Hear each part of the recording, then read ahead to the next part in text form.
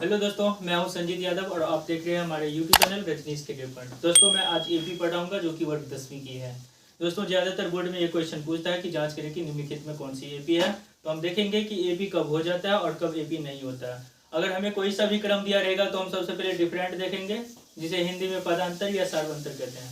किसी का भी अगर डिफरेंट समान रहेगा तो हम उसे मानेंगे कि ये एपी है। अगर सार्वंतर या डिफरेंट बराबर नहीं होगा तो वो एपी नहीं होगा। हमने एक क्वेश्चन ले लिया है बोर्ड पर जो कि आप लोगों को दिख रहा है। ये वर्ग 10वीं की 5.1 का पहला का क्वेश्चन नंबर पहला है। तो हम ये क्वेश्चन बनाने से पहले हम थ्योरी देंगे कि थ्योरी होता क्या। तो सबसे पहले एपी में जो थ्योरी होता है वो होता है एन बराबर A plus N minus 1 into D. तो ये एन बराबर फॉर्मूला होता है। एन का मतलब होता है अंतिम पद। एन को हम अंतिम पद बोलेंगे, अंतिम पद। और ए का मतलब होता है प्रथम पद, और एन का मतलब होता है कुल पद। और डी से डिफरेंट होता है, इसे ही सार्वंतर या पदांतर कहते हैं। सार्वंतर या पदांतर। एपी कब होगा? जब सार्वंतर और पदांतर बराबर होगा तो एपी हम मानेंगे। जैसे कि हम एक क्रम ले लेते हैं, आप लोगों को जैसे देख लीजिए 2, 4, 6, 8 डॉट डॉट डॉट। ये एपी है या नहीं इसको हम चेक करेंगे। तो ये वाला प्रथम पद है, इसको हम A1 से लिख सकते हैं, A1 बराबर 2। ये दूसरा पद है मतलब A2 बराबर 4। और ये तीसरा पद है यानी A3 बराबर 6। और ये चौथा पद है यानी A4 बराबर 8। तब हम इसको जांच करते हैं कि ये एपी है कि नहीं। तो एक और फार्मूला होता है जो कि डी बराबर हम लिखते हैं, यानी डी यानी सार्वंतर बराबर ये A2 माइनस A1, यानी हम D1 निकालेंगे तो, या अगर D2 निकालेंगे तो इसका फार्मूला हो जाएगा A3 माइनस A1। यानी हम यहाँ जितना बढ़ाएंगे एक स्टेप आगे बढ़ा करके ले लेंगे जो डिफरेंट का फार्मूला होगा। वैसे आप लोगों को सिर्फ याद ये रखना है कि डिफरेंट निकालने के लिए अगला पद में से पिछला को माइनस करेंगे। जैसे कि 4 में से 2 गया तो 2 होगा, तो यही इसका 2 जो है ना डिफरेंट होगा। जैसे 6 में से 4 गया तो 2, 8 में से 6 गया तो 2, यानी इसका डिफरेंट बराबर है। तो इसका मतलब ये क्रम दिया गया जो है ये एपी है। तो जैसे हम डिफरेंट चेक कर रहे हैं तो मान लीजिए D1 ज्ञात कर रहे हैं, तो D1 बराबर A2 माइनस A1।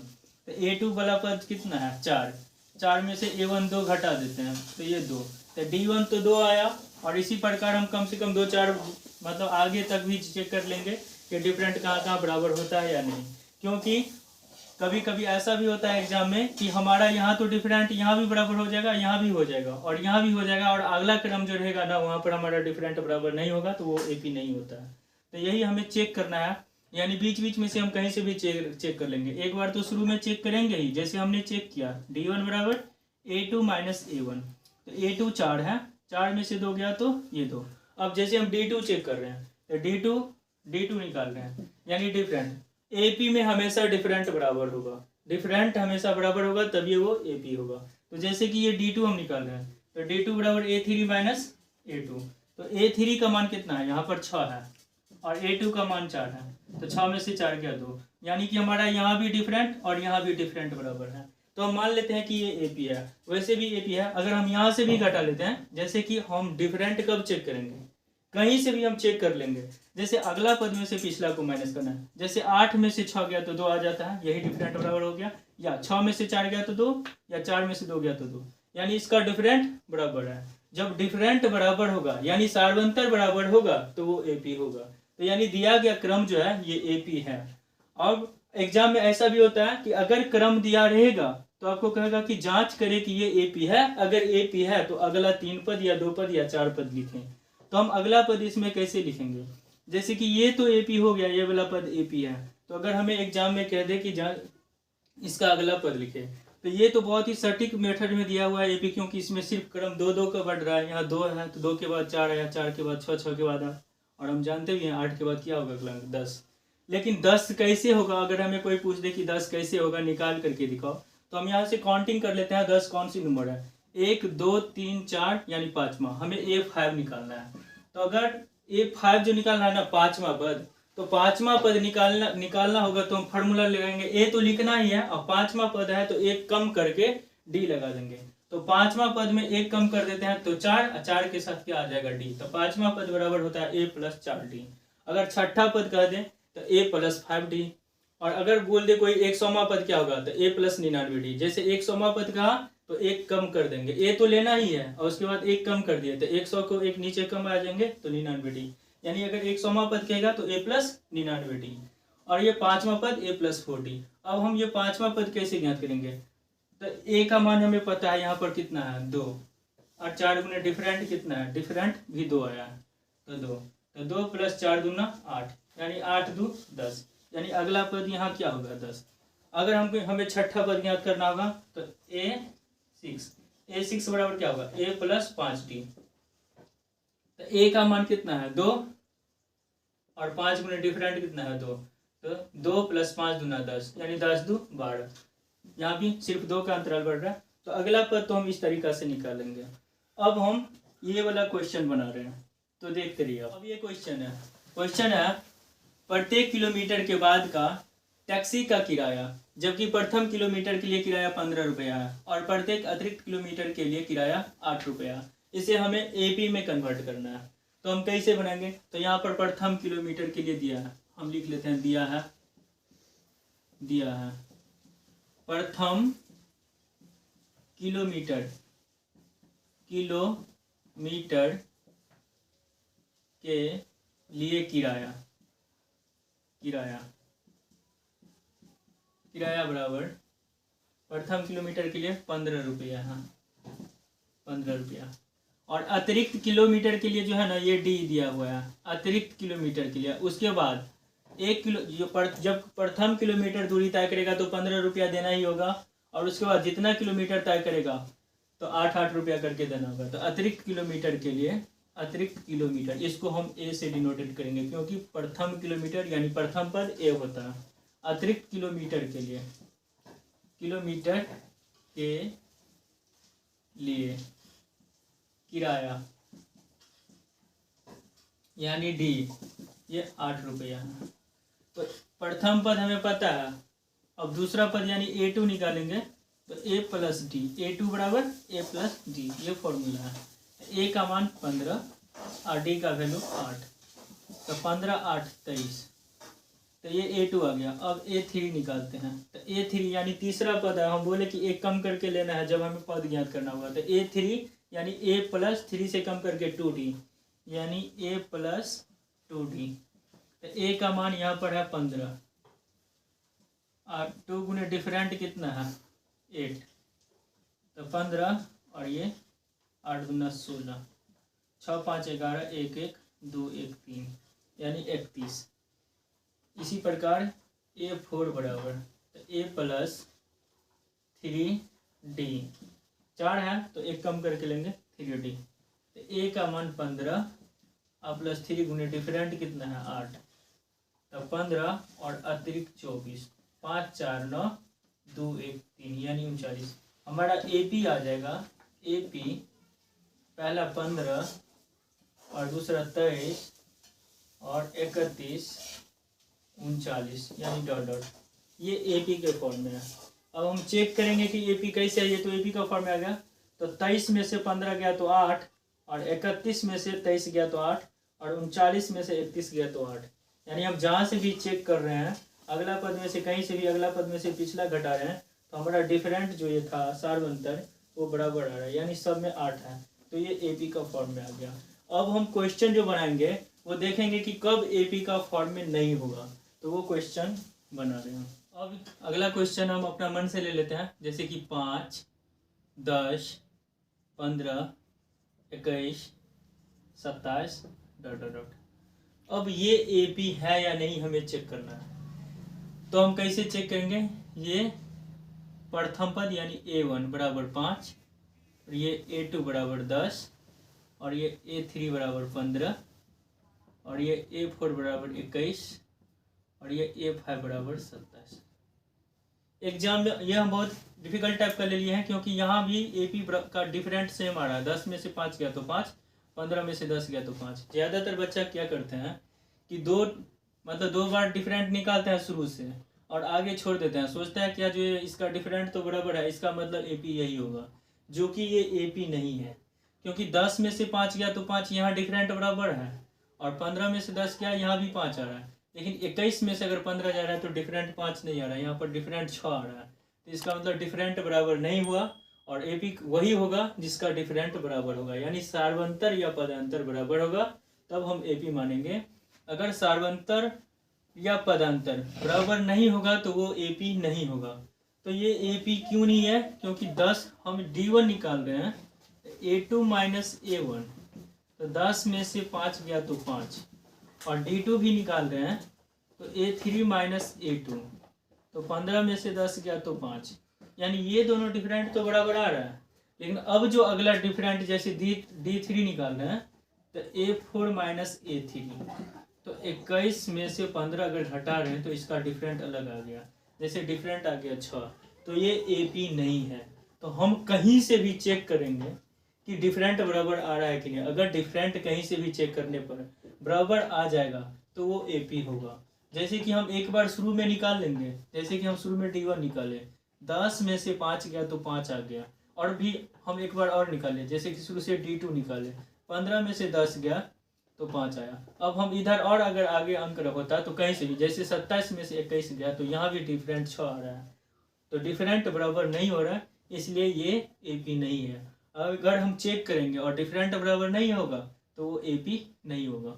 अब हम एक्सरसाइज 5.1 का ही एक क्वेश्चन ले लेते हैं दूसरा का। हम पहला क्वेश्चन बनाए थे, अब दूसरा का हम पहला बना रहे हैं। दूसरा का पहला क्वेश्चन दिया है, दी हुई AP के प्रथम 4 पद लिखिए, जबकि प्रथम पद A और सार्वंतर D निम्नलिखित है। यानी प्रथम पद और सार्वंतर हमें दिया है, तो हमें प्रथम चार पद निकालना है, प्रथम 4 पद। तो A हमें दिया है A बराबर 10, और डिफरेंट यानी D बराबर दिया है 10, तो हमें और 4 पद निकालना है AP का।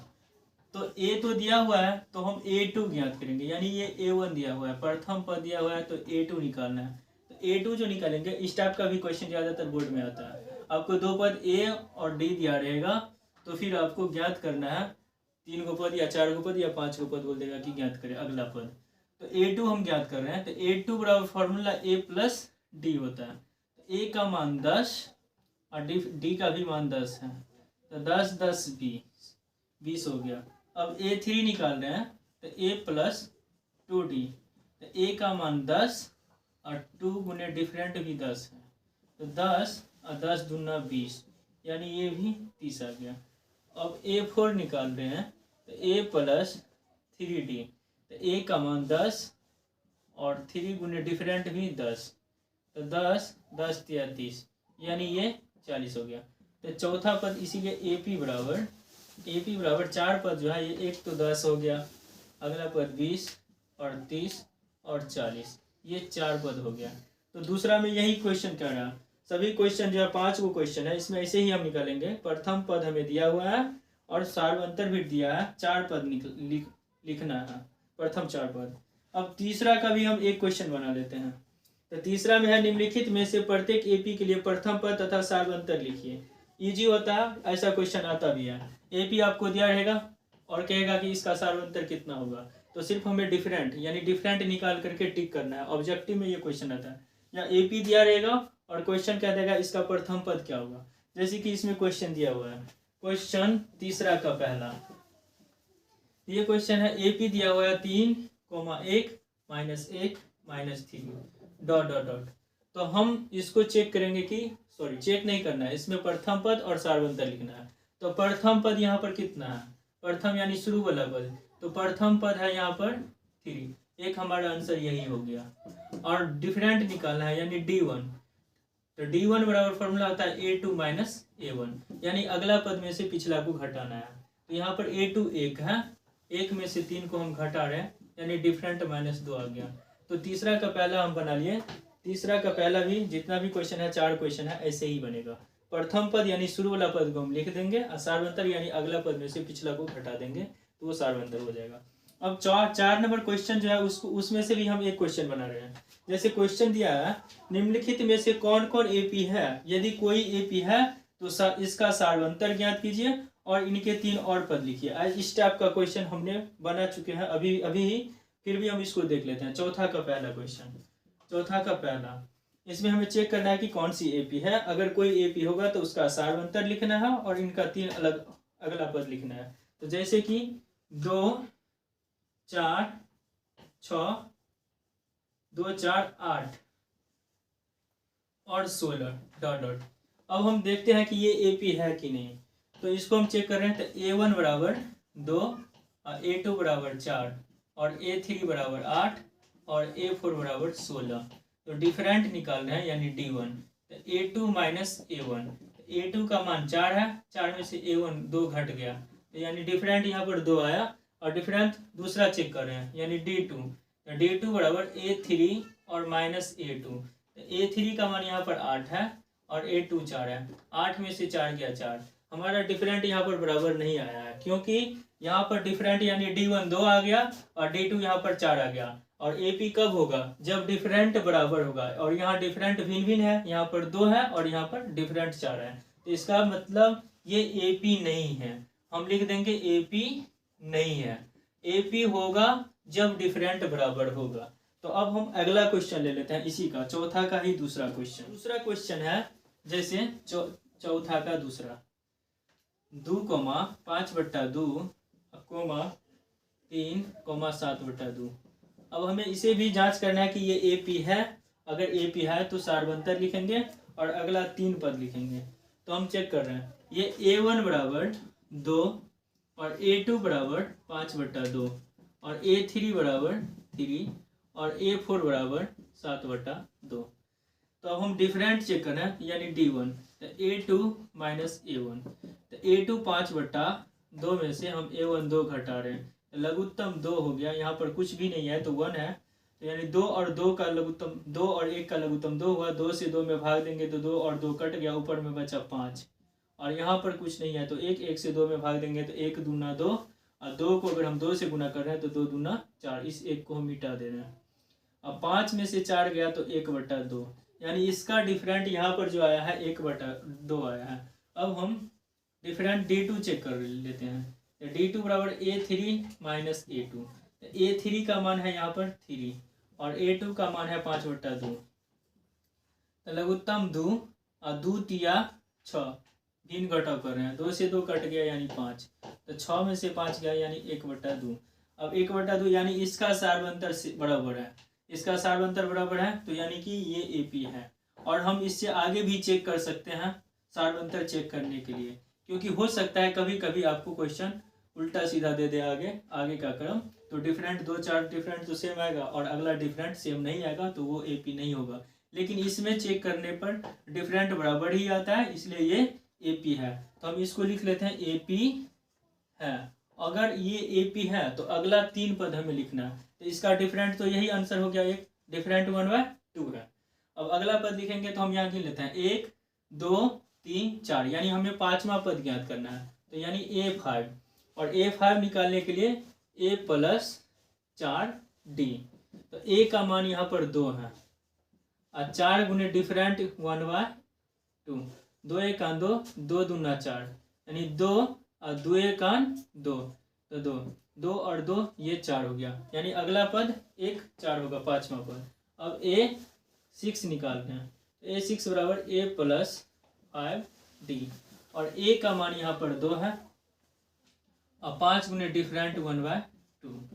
तो यहाँ 2 + 5 1 जा 5/2, LCM 2 2 2 जा 4 और ये 5 और 4 को ऐड कर रहे हैं तो 9/2, यानी A6 9/2। अब जैसे हम A7 ले लेते हैं। तो A7 बराबर, यानी 2 पद ही हम निकाले हैं 1 और 2, लेकिन हमें 3 पद लिखना है। तो अगला पद हो जाएगा A + 6D। तो A का मान यहाँ पर 2 है और 6 गुने D डिफरेंट 1/2, 2 का 2 और 2 2 जा 2 3 जा 6, तो 2 + 3 1 जा 3, 3 2 5, यानी अगला 3 पद जो है ना, अगला 3 पद इसका आ गया 4 9/2 और 5। अगला पद चल कट कर गया। दोस्तों मुझे उम्मीद है कि आप लोगों को ये AP का क्वेश्चन समझ में आ गया होगा। तो अगर वीडियो अच्छा लगे तो लाइक करें, शेयर करें, कमेंट करें और सब्सक्राइब करें।